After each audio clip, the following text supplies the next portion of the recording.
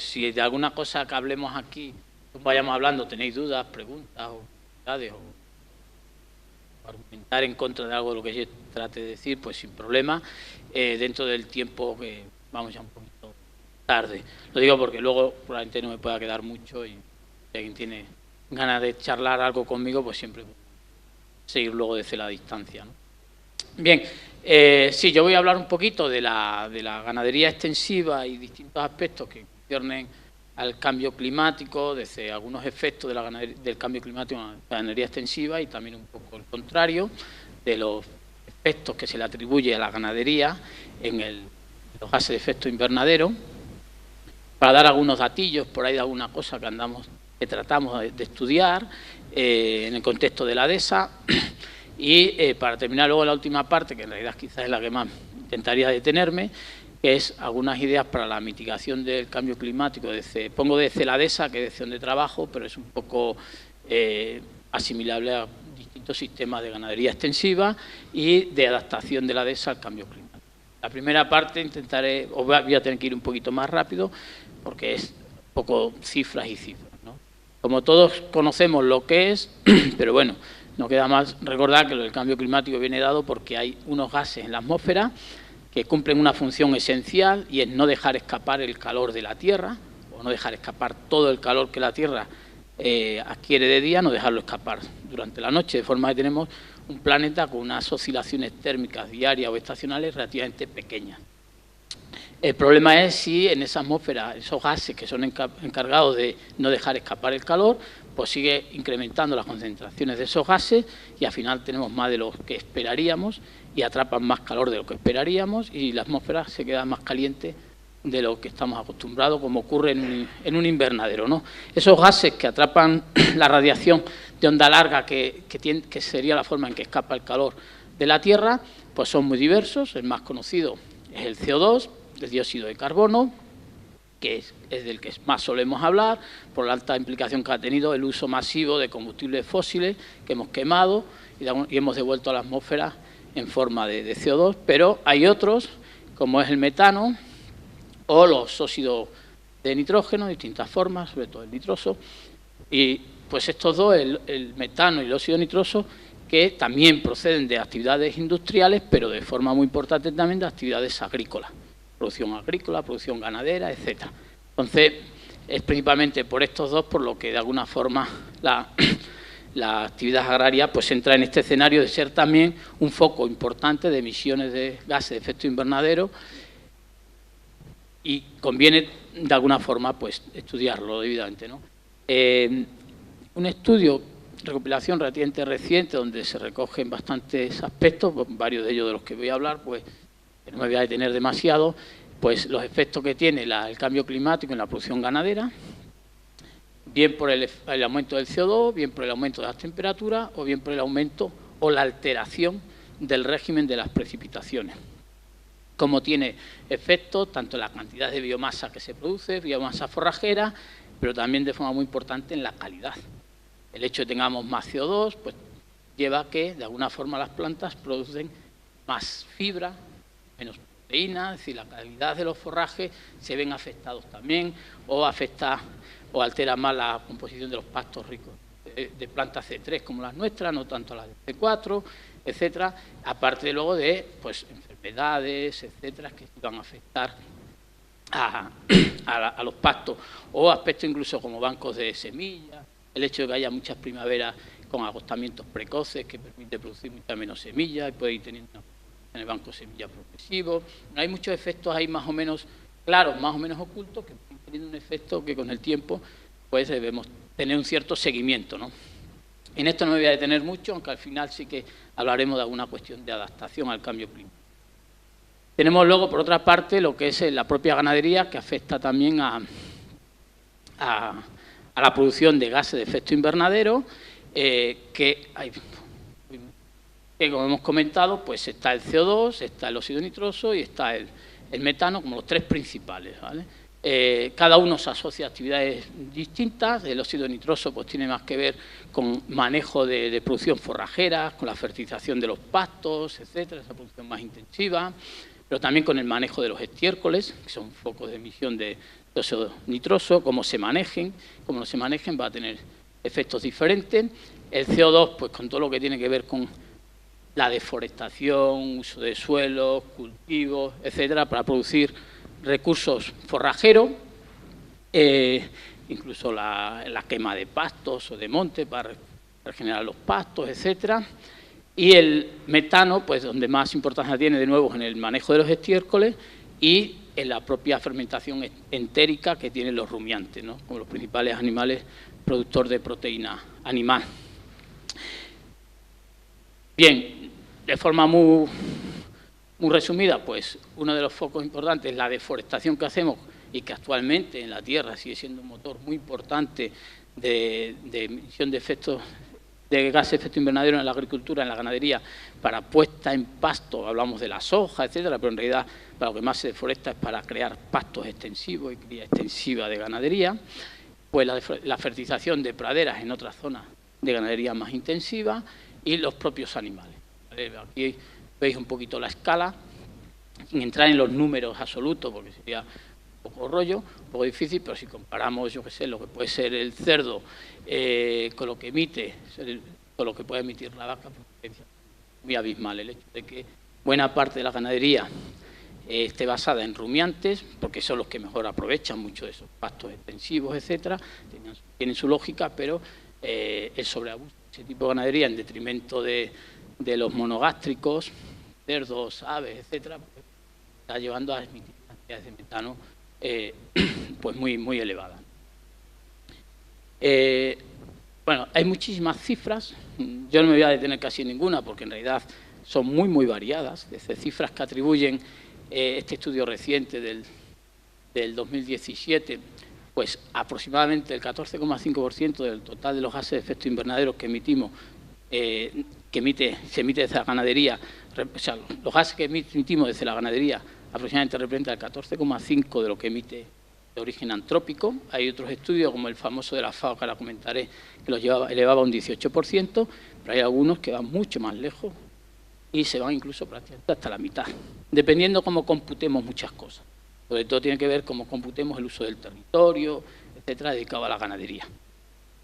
En algún caso, el más citado, el más utilizado es el estudio de la FAO del 2006, que atribuía un 18%, pero ha sido también bastante rebatido porque aquí hay a veces estudios donde hasta dónde se llega. Lo de computar los gases de efecto invernadero en una actividad siempre es complejo, porque hasta dónde cuento, dónde dejo de contar, en qué momento tengo que atribuir ese gas que se ha emitido y por cuánto tiempo va a estar ahí haciendo un efecto invernadero. Entonces, al final, las cifras son abanicos muy amplios. Algunas cositas diré, pero bueno. El estudio que me refería de la FAO es este, el de la larga sombra de la ganadería, que es de 2006. Me referiré a él en algún caso porque las conclusiones a las que llegaba, de alguna forma, este estudio, que es donde primero se pone todo un poco junto, para acabar diciendo que la ganadería pues, es una actividad altamente contaminante,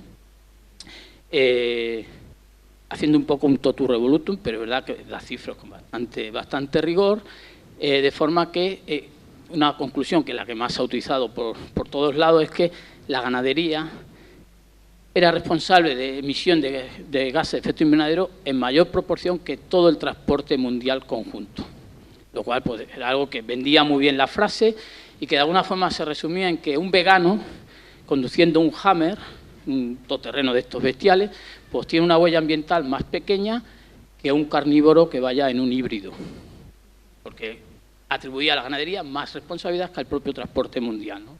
Hay estudios luego peores todavía, donde atribuyen un efecto contaminante de la ganadería bastante más elevado todavía.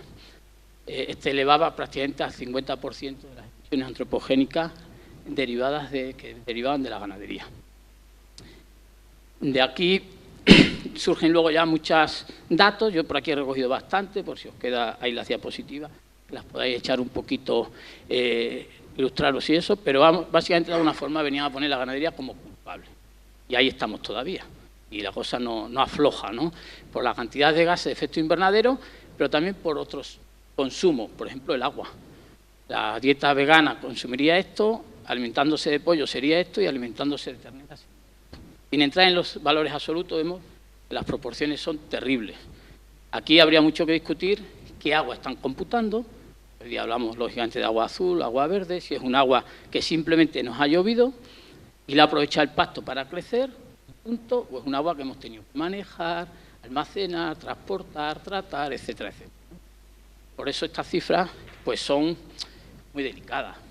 Si es, desde luego, agua que toda haya sido manejada por el hombre, pues podrían ser comparables unas con otras, pero si estamos metiendo todo el agua que consumen los pastos naturales en las montañas, etcétera, pastizales, y la metemos todo en el mismo paquete, sería más discutible, ¿no? En cualquier caso, en términos relativos, una persona con una hectárea, 22 personas, o sea, en ternera, 22 personas. Ese tipo de cifras son las que de alguna forma pues, se están manejando, o por ejemplo alimentando, obteniendo la proteína de los cereales, pues sería más fácil solventar el hambre del mundo, 14 veces más fácil solventar el hambre del mundo que alimentándolas con carne. Estas son cifras que daba este informe de la FAO, que de alguna forma pues están creciendo bastante. ¿Por qué contamina o emite tantos gases la ganadería?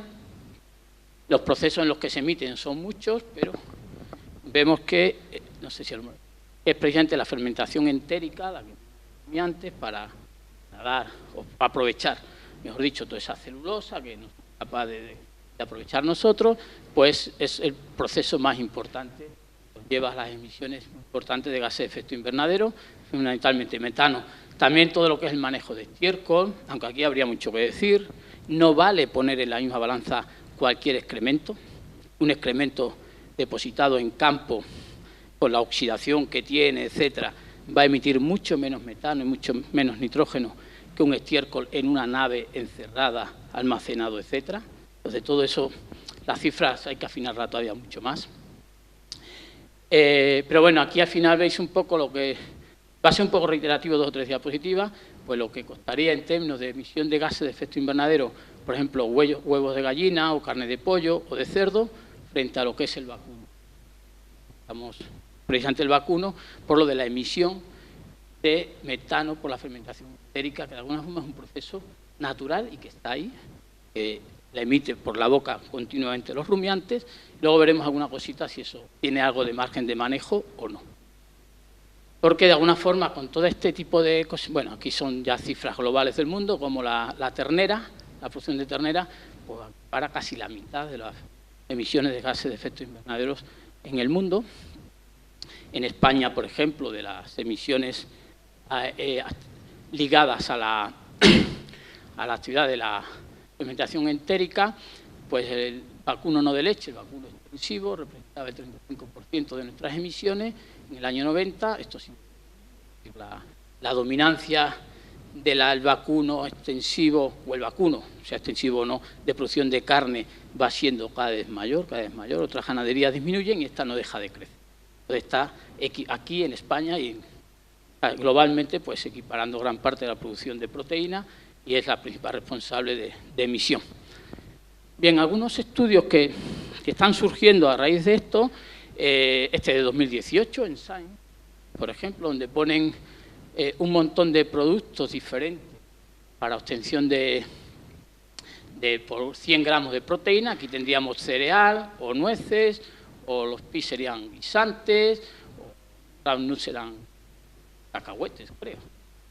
Bueno, huevos o el tofu, y arriba vamos teniendo la ternera, donde las cifras que aquí se mueven son de 1, de 2, de menos de 1, y aquí ya nos vamos en ternera, cordero, etcétera, a 12, 20, es decir, 10, 12, 20, superior, en términos de producción de gases de efecto invernadero por, en este caso, 100 gramos de proteína. Es decir, tenemos a través de la ganadería la forma más emisora de gases de efecto invernadero que tenemos para producir alimento. Pero si salimos de lo que es los gases de efecto invernadero y vamos a otros efectos ambientales, el suelo ocupado, también la ganadería necesita muchísimo más territorio que cualquier otra forma de producción de alimentos, o la acidificación, o la eutrofización, o el consumo de agua, etc. Aquí surge una de las grandes primeras trampas, porque este estudio, que está publicado además recientemente, pues uno de los pesos más grandes que le da es a la ocupación de suelo. como si toda la ocupación de suelo hubiera que ponerlo en el lado de la balanza negativa, de lo malo, de lo que tiene un impacto ambiental negativo. Aquí, una de las cosas que tenemos que trabajar más, porque si ponemos la ocupación de suelo, pues claro que la ganadería extensiva es la que más territorio ocupa, y con mucha diferencia. La cuestión es si todo el territorio ocupado para producir alimentos lo tenemos que poner del lado del impacto ambiental negativo o lo podemos poner del lado positivo más bien, porque está ejerciendo unas funciones o asociado la actividad del pastoreo a otros servicios ambientales que los tenemos que leer. Luego, cuando los estudios se hacen de forma muy general, pues tenemos problemas. Extensiva no la podemos poner. Si aquí, de todas formas, esto de ternera no está hablando de ganadería extensiva, está hablando de ganadería en global. Pero de alguna forma por ahí van los tiros porque se basa en una ocupación de territorio muy, muy grande. Medimos por millones de hectáreas, a partir de otros alimentos, más de dieta vegetal, pues hablamos de cientos. Bien, otros estudios, hay varios, publicados en los últimos años hay muchos, y todos están un poco llevándonos al mismo tipo de conclusión, ¿no? La dieta basada en ganadería y especialmente ganadería de rumiantes tiene unos impactos ambientales muy, muy superiores que la dieta basada en cereales o incluso en otras clases de carne, o en cerdo, etc. Ahí, en ese sentido, pues todos los que de alguna forma trabajamos en el mundo de la ganadería, por un lado o por otro, en el caso de los que trabajamos más con los sistemas extensivos, de ESA, otros sistemas ganaderos extensivos, pues el hecho de que la ganadería esté saliendo tan mal parada y la extensiva incluso peor, porque ocupa mucho territorio, etcétera, pues tenemos que trabajar para ver cómo podemos poner datos en la mesa, que de alguna forma nos tenemos que callarnos y decir, oye, pues es que a lo mejor es que nos está faltando un poquito más de ciencia en el mundo de la ganadería extensiva para ver si realmente es tan mala o no. Lo cierto es que, pues bueno, en muchísimos organismos internacionales, y no son ONGs animalistas necesariamente, sino tan importantes como la Academia de Dietética y Nutrición de Estados Unidos o cosas así, pues acaban claramente apostando o presionando hacia una dieta, ¿vale? Luego, evidentemente, está la parte esa más sensacionalista, que te sacan ya imágenes de PC, bueno, algún programa de televisión, etcétera, que puede acabar todavía presionando más a la población, es decir, oye, que esto de comer carne es terriblemente malo o terriblemente contaminante, ¿no? Hay estudios como el Reino Unido de cuánto se ahorraría en emisiones de gases de efecto invernadero del orden del 20 y tantos % si el país pasara de una dieta actual a una dieta vegetariana. Hay, en ese sentido, pues, bastantes datos, ¿no? Si tratáramos de decir, bueno, pero es que vamos en lo intensivo, lo que es tan malo, eso de producir en grandes granjas, concentrados, que se alimentan de forrajes producidos de forma muy intensiva, etcétera, pero la ganadería extensiva no es tan mala. Bueno, pues podría ser así, pero cierto es que lo que hay por ahí publicado de momento también, porque la ganadería extensiva pues suele salir peor parada, ¿vale? Aquí la de grass-fed, que es el término que más utilizan un poco internacionalmente, es decir, animales alimentados a pastos, frente a los que están metidos en granja, pues en términos de emisión de gases de efecto invernadero, de uso de suelo, de potencial de eutrofización, pues sale nada. La parte de energía, pues sale un poquito, vamos a decir, la ganadería industrial, pero en general no salen bien, sino otro estudio, yo os pongo aquí unos cuantos ejemplos, van todos en la misma línea, de conclusiones, en la que tenemos aquí esto en cebadero, o en pastos, o un poco entre medio, ¿vale? Pero como es un poco el sistema, en muchos casos en España, tipo de esa o algunos más, hay una fase que es en los pastos y luego ya pasa a finalizarse en cebadero, ¿no? Pues de nuevo, el uso de energía, emisión de gases, potencial de eutrofización y la huella ecológica en general, vemos que la alimentada a pasto salen cifras claramente superiores a la de los cebaderos, ¿vale? Bien, esto es un poco lo que más está contando la ciencia. Pongo un poco este último, es un estudio también publicado ahora recientemente en Nature Sustainability, que ha dado mucho que hablar, se ha debatido mucho, ha salido mucho en prensa, donde bueno, pues se comparan 4 grandes modelos de agricultura intensiva en el mundo frente a sus alternativas extensivas. Y concluyen claramente pues, que cuanto más extensiva sea, aquí simbolizado como hectáreas por año, ¿vale? Entonces a la derecha tendríamos la extensiva, frente a la izquierda tendríamos la intensiva. Cogen el arroz de Asia, el trigo de Europa, la ternera de Sudamérica y la leche de Europa.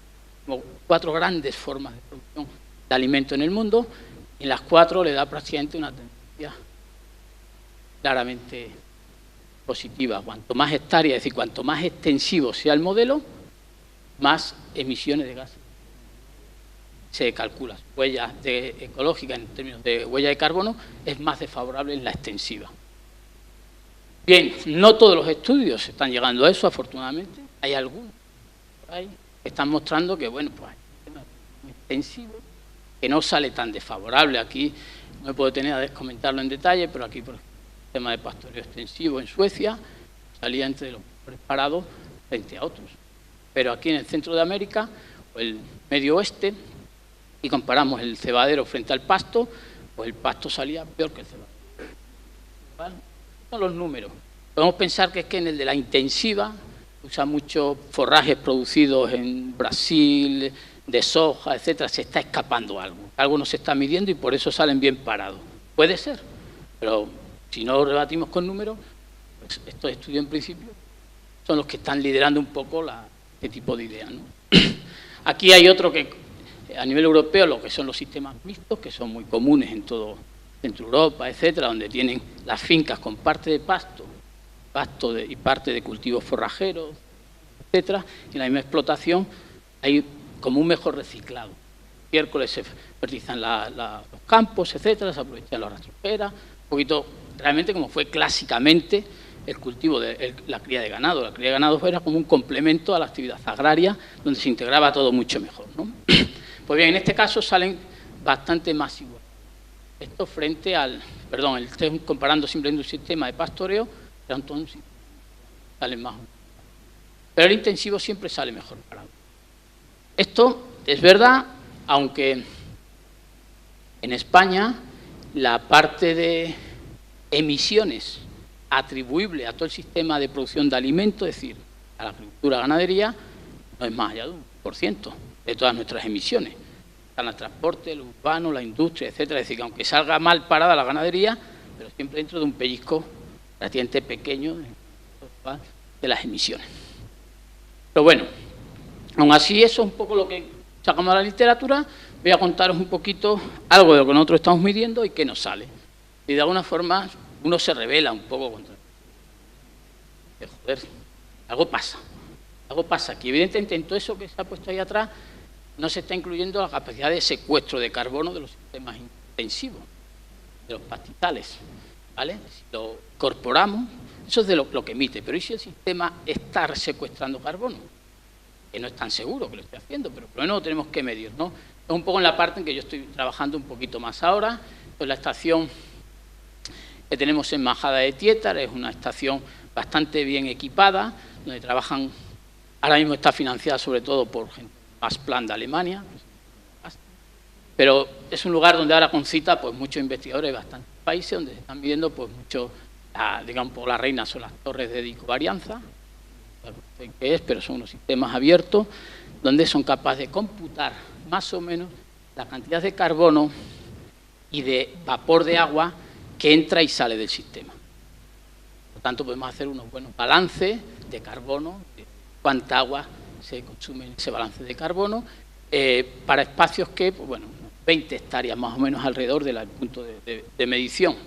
Pero luego, además, pues se miden muchos aspectos vinculados al árbol o al suelo, aquí la respiración del suelo, para diferenciar la respiración de la fotosíntesis, olisímetro, pasto, etcétera. Hay, digamos, unas 100 y pico de variables midiéndose en continuo, que nos aporta bastante información. De hecho, 3 torres, cada una abarca más o menos espacio, mide lo que se llama el footprint, que es la zona que mide de unas 20 hectáreas, está permitiendo computar bastante. En paralelo hay compañeros trabajando en toda la parte radiométrica, y lo que de alguna forma los sistemas captan, el carbono que captan, tiene que ver con la fotosíntesis, un balance energético. aproximación, que es lo que a su vez luego somos capaces de medir con los satélites. Entonces, bueno, ahí está un poco la zona de estudio para intentar llegar a esto que medimos en unos puntos concretos, pero si luego lo podemos generalizar a grandes espacios geográficos para poder hacer balance de carbono de alguna forma para grandes territorios. Bien, ¿qué nos viene dando? Pues con los datos que tenemos desde el 2004, falta por actualizar el último par de años, tenemos aquí lo que es la fotosíntesis bruta, cuánto CO2 del sistema, ve que hay oscilaciones de unos años a otros, pero aquí tenemos la respiración, cuánto. Y aquí tenemos el balance neto. La mayor parte de los años secuestra carbono, en negativo carbono del sistema, pero tenemos años que la dehesa, en ese caso una dehesa no muy vieja, ni muy mala, ni muy machista, pues incluso es un emisor neto de carbono. No necesariamente todos los años se comporta como un secuestrador. Bueno, aquí tenemos el consumo de agua, que permite haciendo más eficiente en el sistema. El balance neto nos anda rondando los 100 gramos de carbono cuadrado y año de secuestro. Otra aproximación que estamos trabajando es, vamos a medir el secuestro real que está ocurriendo y somos capaces, que es muy difícil. Para eso necesitamos saber cómo estaba la dehesa hace, por ejemplo, 20 años o hace 30 años. Hemos sido capaces de organizar una base de datos más o menos completa o amplia de más de 100 puntos donde estaba medida el carbono en el suelo, en la dehesa, con cierto grado de fiabilidad, en los años 90, 2000, distintas redes que trabajaron en esta época, y hemos remuestreado todos esos sitios para ver cómo está el carbono en el suelo, en esos 120 sitios de hace 20 años. Con todas las incertidumbres, no es fácil, pero veis que hay una dispersión enorme. Es decir, la línea negra es la línea 1,1, es la que nos indica que el carbono estaría igual ahora que hace 25 años. ¿Vale? Veis que hay puntos claramente por arriba, puntos claramente por abajo. Esto nos habla de la diversidad de dehesas que hay, unas que se están degradando, se están recuperando, y también probablemente de cierta acumulación de errores que el estudio lleva, ¿no? Lo cierto es que la línea verde, que es la que representa la línea de regresión, poco significativa, pero bueno, en realidad no muy buena, pero sí es significativa, está ligeramente por encima de la línea negra. Quiere decir que en promedio la cantidad de materia orgánica que hemos medido ahora es igual a la que se midió hace 20, 25. Hay estudios de hace 20, en promedio eran 22 años. Bien, pues esto lo hemos cifrado en un incremento anual de 5,8 por 1000. Puede parecer poco, pero el objetivo de la última cumbre de París, la COP21, era el 4 por 1000, al cual se ha adscrito España. En todos los suelos manejados agrícolamente, y ahí se incluye los que usamos para producción de alimentos, incluye los pastos, el objetivo es que se incrementara un 4 por 1000 anual.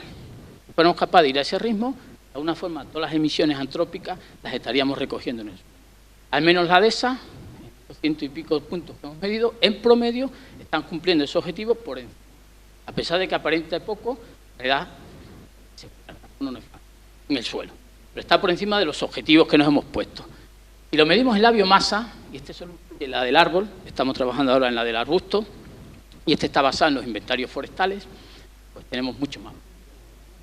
Y de nuevo tenemos la línea 1,1 que nos diría la biomasa aérea es la misma, o por encima que estamos ganando un poco de biomasa.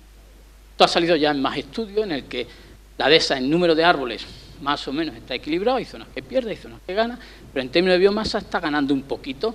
En este caso ciframos no en tantos por 1000, sino en tantos por ciento, aproximadamente un 1% por año. Esto sumado no deja de ser interesante porque es un poco casualidad, quizás, pero queda muy chulo, porque en un estudio que se ha publicado también ahora recientemente, sale cortado, pero en un estudio de ahora del 2018, en el que se hace un balance de las emisiones de distintas formas de ganadería en la dehesa, y salía unas emisiones que rondaba, lo tengo, que andaba por los 1000, no he hecho la media, bueno, pero estos de aquí andan un poco por encima de los 1000 kilogramos de CO2 por hectárea y año. Esas son las emisiones atribuibles a la producción final de carne, o de leche, o de queso, en la dehesa. Incluye la parte que va más allá de la dehesa, ¿vale? Es decir, para producir 1 kilo de queso, 1 kilo de carne, El promedio que salía era del orden de 1.200 o por ahí kilogramos de CO2 por hectárea. En el estudio de Majada, en esa estación que tenemos con las estaciones de covarianza, etcétera, nos sale que más o menos secuestra unos 1.000 kilogramos. Y en el estudio este de comparación de con el suelo más el árbol, nos salen unos 1.021. En este caso es muy coincidente, es pura casualidad, pero ya que están en este magnitud, que se comparan casi con lo que estamos emitiendo. Y de alguna forma, solo el secuestro de carbono en suelo y vegetación, prácticamente casi que compensa todas las emisiones que son atribuidas a la producción de proteína animal, o sea, carne de la dehesa. En una revisión que hemos hecho, está un poquito cortada la pantalla, pero hemos hecho ahora para un artículo que estamos intentando publicar, se recogen 4 estudios que se han hecho a nivel europeo en los últimos décadas más o menos, en la que tienen también el secuestro de carbono, las emisiones, secuestro o emisiones. Emisiones de óxido nitroso, emisiones de metano y el balance en los 4 estudios y a escala europea nos viene a decir que las emisiones son inferiores al secuestro de carbono que ocurre en los pastizales europeos. ¿Vale? Esto sería hasta aquí, sería a escala de parcela. Como muchas veces el alimento no está listo a nivel de parcela, sino que tiene luego una fase posterior de acabar de engordar fuera en los cebaderos o una parte más industrial, incluimos todo el proceso final, digamos, pues el balance ya no siempre es favorable, ya no siempre nos sale que la ganadería secuestra, sino que también salen algunos que actualmente emite. Ahí nos movemos en un campo de incertidumbre. Pero es verdad que los estudios de esa o en la escala de los pastizales europeos están bastante lejos de lo que dicen los estudios iniciales, que la ganadería es una emisora terrible, porque ninguno de aquellos están considerando el secuestro de carbono en los sistemas. De ahí que una de las primeras ideas claras es que si queremos tener una ganadería que no sea acusada de ser una fuente de contaminación o de emisión de gases de efecto invernadero, tenemos que trabajar mucho la parte del secuestro de carbono en el sistema, mediante ganadería extensiva, ¿vale? Bien, aquí dejaría esa parte y vamos a comentar algunas ideas de medidas para la mitigación, luego algunas para la adaptación, aunque se mezclen. Las ideales aquellas que nos sirvan por el y que sea capaz de adaptar el sistema al cambio climático, pero de paso reduzca emisiones de gases de efecto invernadero. Bien, una de ellas, que sale muy clara, en vano es a la que me dedico unos 20 años, pues son los plantar árboles. Volver a tener sistemas pastorales no tan desarbolados y en la medida en que podamos tener árboles, y que tengan. En la medida que podamos tener más árboles, más vegetación leñosa, va a ser favorable. Secuestro de carbono en suelo. Las quemas, la dehesa mayoritariamente sigue quemando los restos de poda, por ejemplo, y anualmente se queman miles de toneladas de restos de poda, en vez de buscar mecanismos para dejarlos allí en el sistema incorporado, evitar laboreo, labrando mucho, en algunos casos para nada, simplemente para conservar la prima de la PAC. Hacéis todos un poquito, pero hay derechos de cobro para pasto y hay derechos para cultivo. Una tierra de cereal tiene 200 euros, por ejemplo, y una de pasto 80 euros, según la región que sea. Pues si yo tengo unos pastos y no los labro cada menos de 5 años, pues directamente me lo pasan a pasto y automáticamente tengo unos derechos de cobro mucho más bajos. Con lo cual hay todavía muchas zonas de dehesa que se sigue labrando cada 3 o 4 años por mantenerlo con la categoría de tierra de labor. No porque tenga ninguna función o una ventaja desde el punto de vista de la gestión de la explotación. Pero luego, desde el punto de vista del secuestro de carbono, es un desastre. Porque todo lo que sea labrar es el carbono. Añadir materia orgánica al suelo en la medida en que producimos biomasa, si tenemos sistemas silvopastorales, si se pudiera astillar el sistema, pues tanto mejor.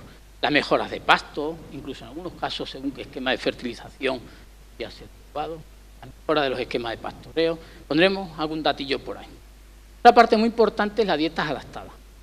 Y aquí sí que tenemos que hacer una crítica importante, y es que los animales comiendo, que luego parte lo transforman en metano, primero, transformarlo en metano nos contamina la atmósfera, pero segundo, es una pérdida de eficiencia. Porque todo lo que se ha transformado en metano es porque no ha aprovechado bien toda la energía. Esos enlaces de carbono e hidrógeno es energía que el animal no aprovecha. Pues bien, todo lo que sea comer mucho volumen, con bajo contenido en proteína, es altamente productor de metano. ¿Qué es lo que comen muchas veces nuestros animales en nuestros dehesas o otros pastos? Pasto seco, por muchos meses. O paja.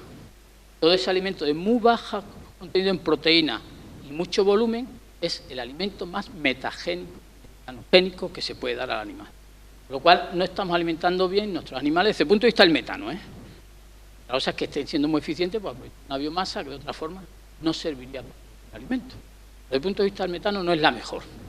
Entonces, reducir el volumen de lo que ingiere a través de comer alimentos mejores, con algo más de proteína, con algo más de leguminosa, dieta, etcétera, con algo más de grasa, siempre pues es importante. Y ahí tenemos margen para mejorar. Ahí incluso se están añadiendo ya en los piensos char, que no deja de ser pitón, dicho en inglés y en moderno, básicamente, ¿vale? Biochar porque en el intestino pues absorbe determinadas sustancias génicas. Yo no conozco muy bien cómo son las tripas por dentro de las vacas, pero la literatura nos dice eso. Otra parte importante es tener mayor autosuficiencia forrajera. Hemos llevado nuestros sistemas a veces hacia una dependencia de la compra de concentrados y de pajas y etcétera, enorme. De forma que hay muchísimas, de nuevo pongo ejemplo siempre la dehesa, donde la dehesa se aprovecha una zona y el resto del animal casi ni va. En cambio, le estoy echando allí diariamente de todo. Entonces, mayor autosuficiencia nos quitaría esa dependencia de alimentos producidos intensivamente, en zonas que además se deforestan para que se puedan producir, etcétera, etcétera. Y ahí entendemos que también hay margen para mejorar. Mejora de gestión ganadera. Y aquí hay otra parte muy importante, en la dehesa, la tasa de fertilidad. Vamos a decir, la cantidad de terneros que soy capaz de vender por cada 100 vacas se cifra en torno al 70. Una tasa más o menos del 70%. Es enormemente mala. Eso quiere decir que he tenido 30 vacas madre desprendiendo metano para no producir nada. De hecho, hay países, Irlanda tiene una tasa de fertilidad del orden del 93, 94. La dehesa a lo mejor por sus circunstancias, a lo mejor no puede ir más allá del 85. Pero al menos llegar a ese umbral fundamental. Seguirte, y eso ocurre aquí, pero en otros países mucho más extensivo, mucho. La tasa de fertilidad de la ganadería extensiva es muy baja.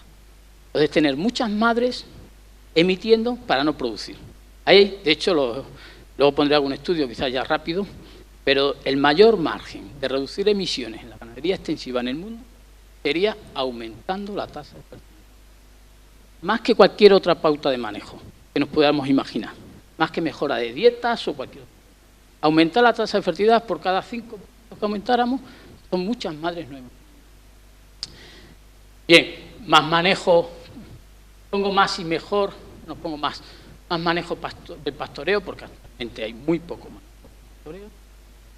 Muchos de nuestros sistemas tipo dehesa se ha convertido en una ganadería estante, que está todo el año, comiendo básicamente sobre el rebrote tierno, lo cual genera un pasto de naturaleza, un sistema muscular mucho menos potente, etcétera, está menos secuestrado.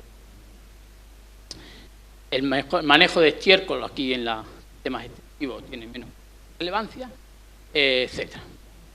Bueno, pues esto quizás algo que haya que tocar algo también que estamos utilizando. Bien, lo de los árboles que decía tiene su importancia por lo de, por ejemplo, en la dehesa encontramos el doble de carbono bajo el árbol que lejos del árbol. Cuesta mucho más carbono cuando tenemos árboles. En las praderas o en los pastos, en la mejora, que seamos capaces de mejorar su contenido en leguminosa también va a ser importante. Reduce la necesidad de fertilizantes de nitrógeno, muy importante. Refuerza la capacidad de secuestro de carbono en el suelo. A los que hay un poquito más de suelo, la materia orgánica en el suelo tiende a estabilizarse en torno a una ratio carbono-nitrógeno que se llama. Si yo inyecto más nitrógeno en el sistema, por ejemplo, más leguminosa, pues automáticamente también estoy favoreciendo que se pueda incorporar más carbono al suelo. Las leguminosas son importantes porque son, dentro de las herbáceas, las que más contenido en taninos tienen, y los taninos es bien conocido que también altera la fermentación entérica y reduce claramente las emisiones de metano, por lo cual modificar o incrementar un poquito las plantas con contenido de tanino moderado, pues va a ayudar a hacer una fermentación entérica menor y la otra digestión, que es la que lleva hasta CO2, es mayor. Incorporar forrajes leñosos en los sistemas silvopastorales es fundamental, es algo también bastante ya bien caracterizado.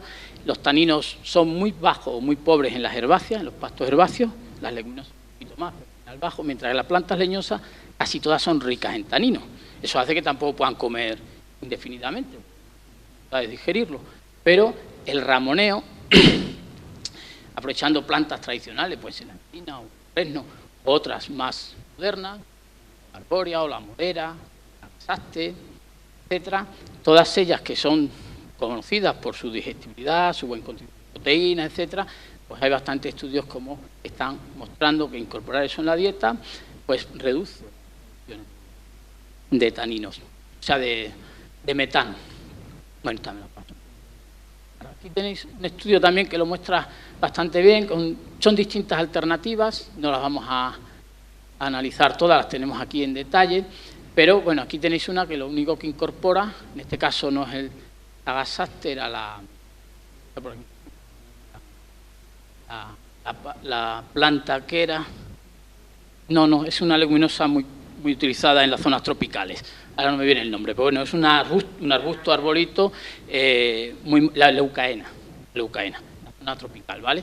El hecho de incorporar la leucaena de la dieta 1 a la 2, digamos, la cantidad o la intensidad de emisiones por gramo de proteína producida o kilogramo de carne o kilogramo de cualquiera de las unidades, se reduce de forma bastante, en un 20-25% o esa intensidad de emisión, al margen de que también se desplaza un poquitín a la derecha, que también aumenta la rentabilidad.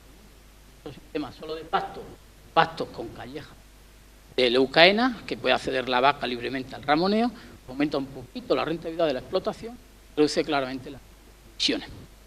Sería un poco parecido a este tipo de sistemas que, dando por algunos, menos. Aunque lo teníamos de forma tradicional ahí.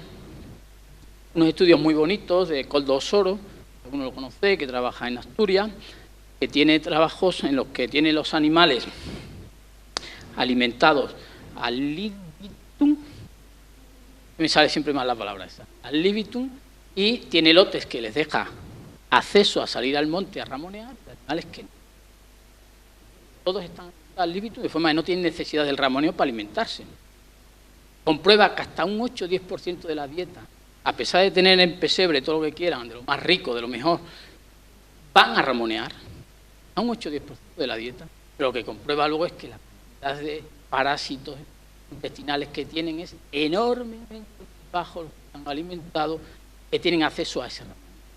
Por lo cual, el que tengamos un sistema que pueda el animal ramonear, bien porque alcanza o bien porque etcétera, es esencial por mucho. Tener plantas leñosas, fíjate, suelo, pero tiene menos problemas de salud de los animales, menos necesidad de medicamentos, y encima hace una dieta menos metanogénica, pues mejor, etcétera, etcétera. Es una cadena de beneficios, aunque seguro que tendrá alguna cosa negativa. Esto que la estudien otros. Bien, el pastoreo también tiene su importancia. Decía que hemos caído mucho, y especialmente en los sistemas hemos vallado, tipo de esa, en el que hay un pastoreo continuo. El animal está allí pastoreando continuamente, comiendo lo mejor, dejando lo peor, de alguna forma degradando la categoría de esos pastos, frente a lo que era un poco una cierta rutina. Por ejemplo, con la frente porque iba el pastor y le iba llevando, pastoreando por distintas zonas, ¿no? Bueno, pues aquí algunas publicaciones también que hay por ahí. Nosotros estamos trabajando un poquito en ello, aunque no hemos encontrado nada, porque estamos casi empezando. Pero bueno, entre comparar el pastoreo continuo frente al rotacional, el secuestro de carbono en el suelo también es mejor. Básicamente, con el rotacional se permite la implantación primero de algunas especies diferentes, especies que alcanzan sistemas radiculares más potentes, más profundos, etcétera, y eso al final se traduce en un mejor secuestro de carbono. Por lo tanto, a través del pastoreo, aparte de que haya margen para ganar mejor calidad de pasto, o mayor autosuficiencia forrajera, también nos permite ganar secuestro de carbono. Bueno, aquí tengo dos diapositivas, son un poco tocho, pero la dejo ahí un poco a modo de documentación, de realmente poniendo, esto está hecho en Australia, una serie de fincas reales, hacer prácticas de mitigación, de reducir emisiones, hasta donde se puede hacer razonablemente, no solo, ya no es un marco real, sino fincas reales. ¿Cuánto puedo hacer? Por mucho que ponga de arbusto, por mucho que le mejore la dieta, etcétera, ¿cuánto puedo hacer? ¿No? Lógicamente, el margen que tenemos no es muy grande, pero tampoco es desdeñable. Entre un 7 o un 25% de emisiones, bastante.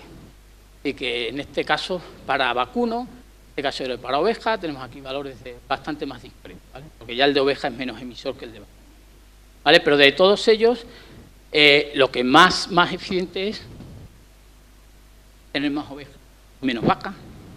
El mero hecho de cambio de oveja a vaca, o sea, de vaca a oveja ya emito menos.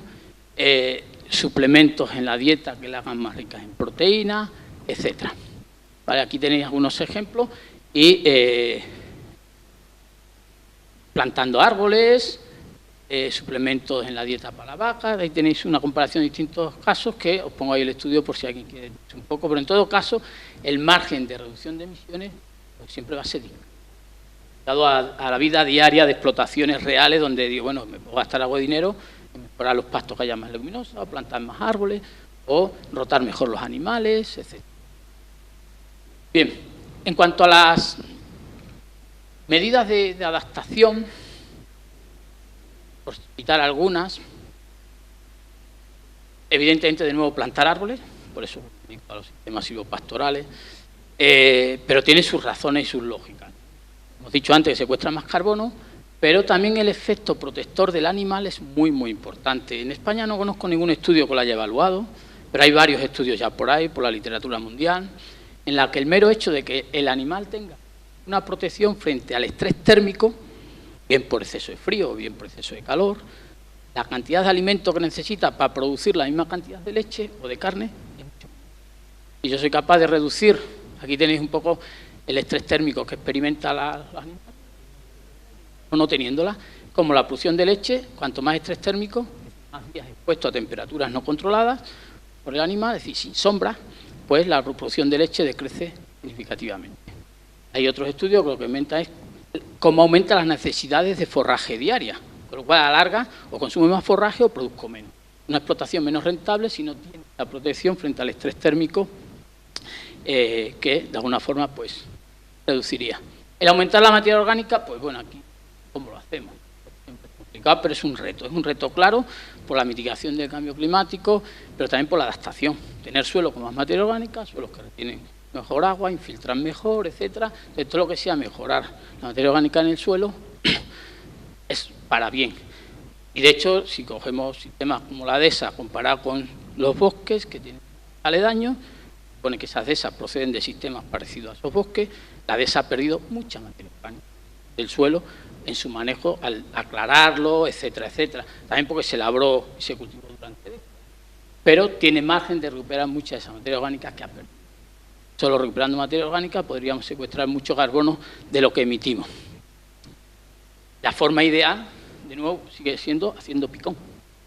Porque el picón prácticamente no pierdes casi carbono al hacer picón, pero ese carbono que queda ahí ya no queda para cientos de años, sino que queda para miles de años.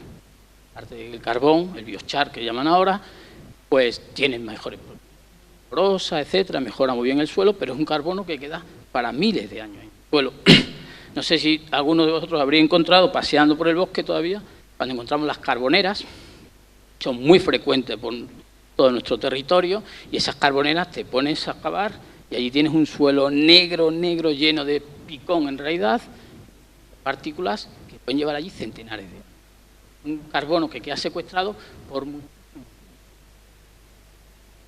Donde sea posible y donde se está introduciendo bastante, nosotros lo estamos metiendo en algunas fincas, vamos a experimentar lo que llaman la línea clave, que en parte también es el laboreo de nivel, aunque la línea clave es un poquito más eficiente. Básicamente, cuando tenemos el agua, voy a hacer sin micrófono, tenemos vaguadas, que mucho de lo que llueve se va inmediatamente.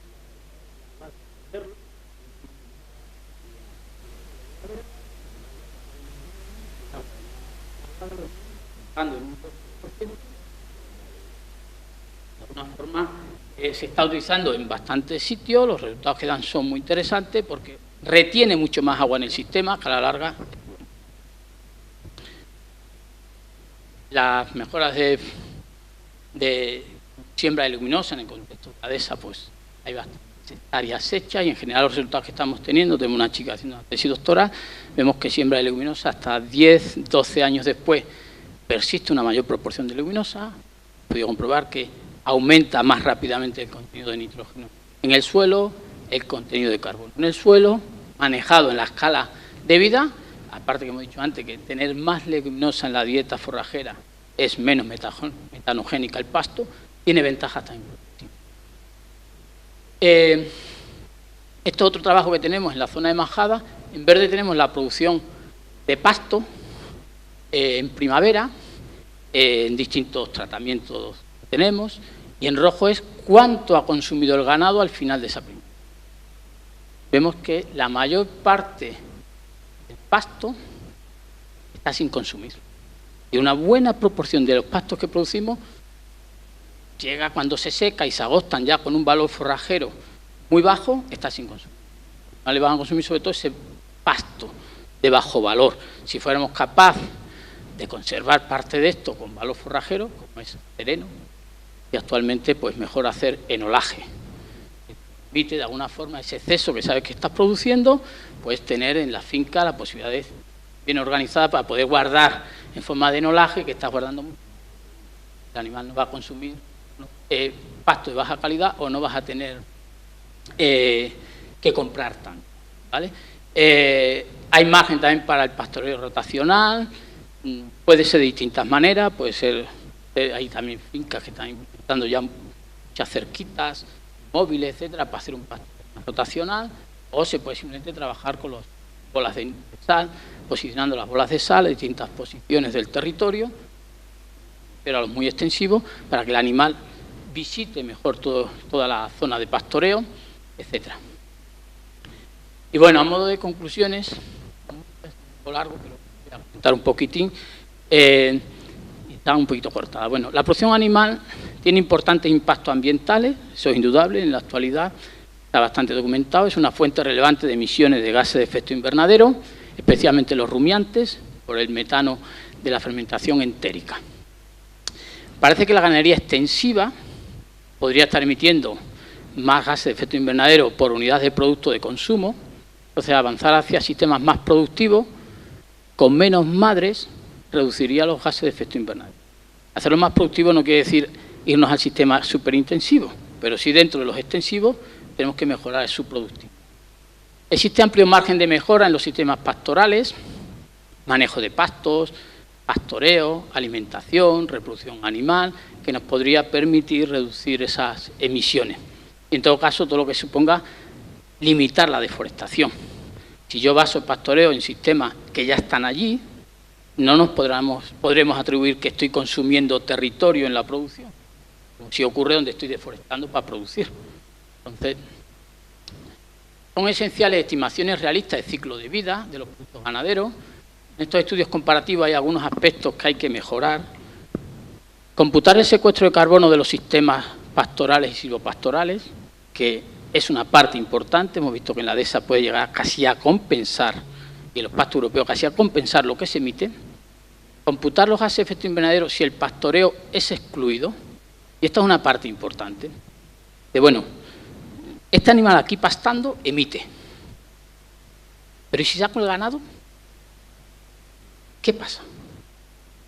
Porque esa biomasa la va a consumir alguien. A lo mejor es un ciervo. O a lo mejor son insectos. Pero alguien lo va a consumir. O va a acabar en el suelo y lo va a respirar los microorganismos. ¿Cuánto de ese CO2 volvería igualmente a la atmósfera, a la ganadería? Con lo cual, imputarlo todo al animal que se lo come, más que cuestionable. Tendría que ser el exceso de emisión por ser pastoreado frente al no ser pastoreado. Y ahí a lo mejor el margen se reduce enormemente. A lo mejor es muy poquito esa diferencia. Es verdad que hay animales que lo podrían devolver en forma de CO2 y otros que lo van a devolver y la vaca lo devuelve en forma de metano, que es peor. Aunque aquí hay mucho debate también, porque antes lo he puesto muy rápido, Pero al CO2 se le atribuye una capacidad de efecto invernadero 1, al metano de 25 a 30 y al óxido nitroso de 200 y pico. Y hay muchos estudios que empiezan a cuestionar que el metano le podamos multiplicar por 20. Porque es verdad que tiene más efecto invernadero, pero perdura en la atmósfera mucho menos tiempo. Lo cual ya hay quien dice que con mucho habría que multiplicarlo por 7, por 8, por 11. Con lo cual, todas esas cifras automáticamente se recalcularían. El metano lo multiplico por 25, solo por 10, empiezan a cambiar muchas cosas. Es decir, que todo esto es todavía un libro abierto que se está construyendo. En todo caso, ¿qué pasaría con esa biomasa si no hay ganadería? Gran parte, por los propios de los ecosistemas, están también siendo emitidos, respirados por el sistema. Con lo cual no sería directamente atribuible a la... Computar las posibles emisiones asociadas al riesgo de incendio que sigue el ceso del pastoreo. Esa otra parte importante. Si yo ceso el pastoreo, porque es que pastorear contamina, primero parte de esa biomasa se va a emitir igualmente para arriba, pero es que el riesgo de incendio va a estar ahí. ¿Podríamos llegar a calcular cuántas emisiones ahorramos en el ahorro de incendio por estar pastoreado el territorio? Evidentemente no tenemos datos para eso, pero sería algo que habría que computar igualmente. Y luego computar otros servicios ecosistémicos generados por la ganadería extensiva. Y esta es otra parte muy importante y difícil. Si yo estoy produciendo carne industrial en unas parcelas de soja y en unos cebaderos, etcétera, todo lo que emita es para ese kilo de carne y exclusivamente. Con lo cual, el 100% de las emisiones las tengo que atribuir al kilo de carne. Pero yo estoy haciéndolo en pastoreo extensivo, gestionando un territorio con el pastoreo. Ese animal pastoreando genera biodiversidad o genera un sistema que produce, por estar aclarado, produce más agua y más reservas disponibles, o genera una calidad de paisaje, una serie de servicios ambientales. Entonces ese CO2 emitido ya no debe computar solo a un producto, lo tendría que computar a los 2, 3, 4, 5 productos que tenga. Y ahí nos queda bastante que trabajar todavía para poderlo hacer bien. Por supuesto, el consumo de tierra, seguir formulándolo como lo formulan estos estudios publicados en Nature, en Science, etcétera, es un error terrible, porque no todo el ganadería extensiva está consumiendo suelo, ni mucho menos. En todo caso, en muchas situaciones está conservando. Ahí hay también bastante que discutir a ese tipo de estudios, ¿vale?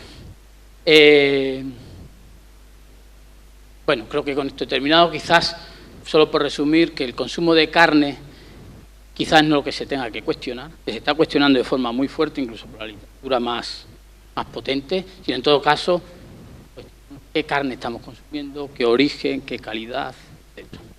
Con esto, pues termino. Muchas gracias.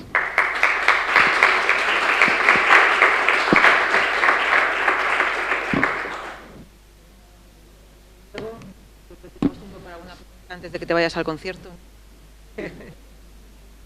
¿Qué hay? ¿Los comentarios?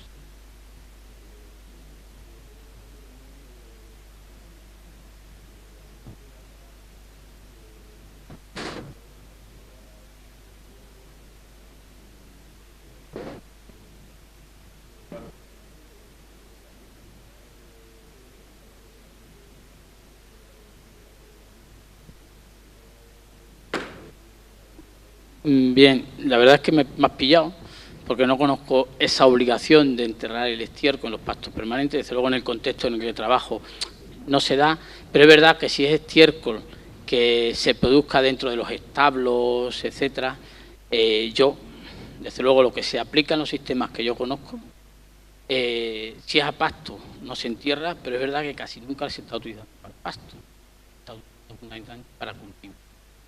¿Vale? Yo conozco el contexto más de las explotaciones mixtas, en Europa, donde tienen pastos y cultivos dentro de la misma unidad de explotación, y los estiércoles que producen en los establos van fundamentalmente a los cultivos rajeros que tienen para complementar, ¿no? En los pastos extensivos obligan a enterrar el estiércol. A mí no me es un poco extraño. Desde luego,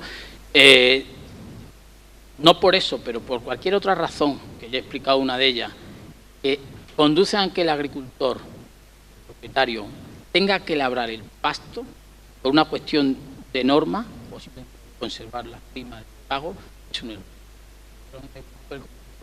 Lo más para no perder la condición de tierra. La de enterrar el estiércol no. A ver, enterrar el estiércol o manejar bien el estiércol tiene su virtud, porque dejarlo en la superficie, nado, etcétera, si no se gestiona bien, es un foco de emisión importante, especialmente los estiércoles más húmedos, porque ahí, por no enrollarme en todo, un estiércol en un sistema abierto, un estiércol que está al aire, se trata pronto, etcétera, y la emisión se reduce rápido, pero los estiércoles que se producen en grandes granjas, que son estiércoles realmente muy húmedos, donde hay mucha más anoxia,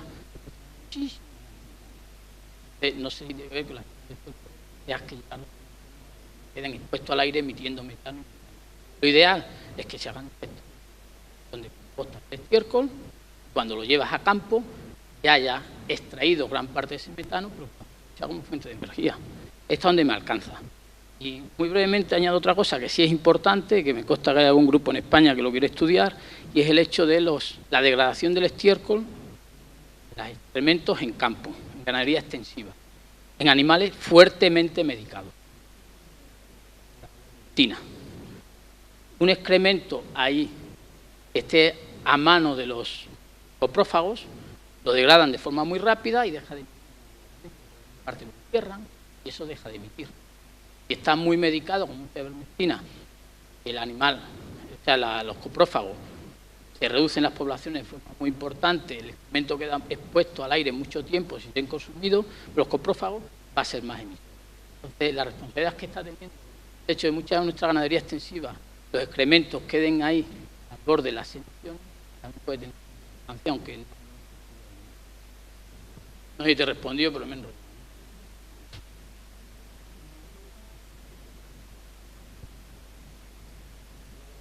No sé lo que habéis. Bueno, pues para cualquier cosa poder